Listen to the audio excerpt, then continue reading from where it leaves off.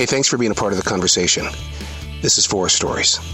I am the Poet in the Forest, a children's series that I penned out in the 1990s. Now, none of it would be possible if it wasn't for this forest right here in South Charlotte, North Carolina.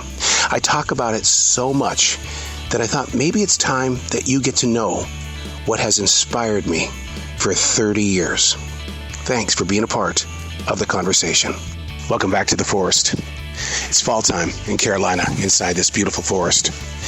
The most amazing things are happening during this time of season. It's more than just the leaves changing their colors to bright reds and oranges and yellows, but it's the actual falling of white pine needles. It spreads all over the place. It's like a blanket of white pine that smells so incredibly fresh. There's a sharp edge to the cool breeze that's on this 51-degree day. It kind of reminds you of, hey, look, this is not the end of a season inside this beautiful forest, but rather it's a place of new birth. Because as a human being, you see all of these changes taking place, and it serves as an invitation to think a different way, to kind of drop things out of your own personal life. That's how this forest speaks to me and has always spoken to me.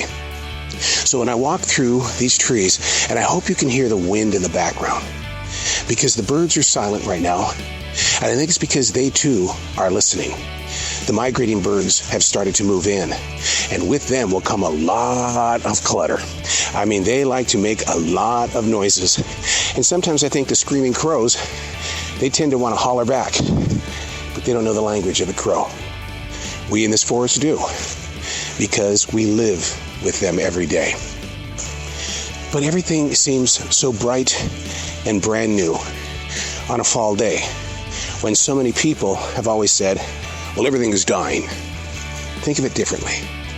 Inside this forest, fall is a new beginning.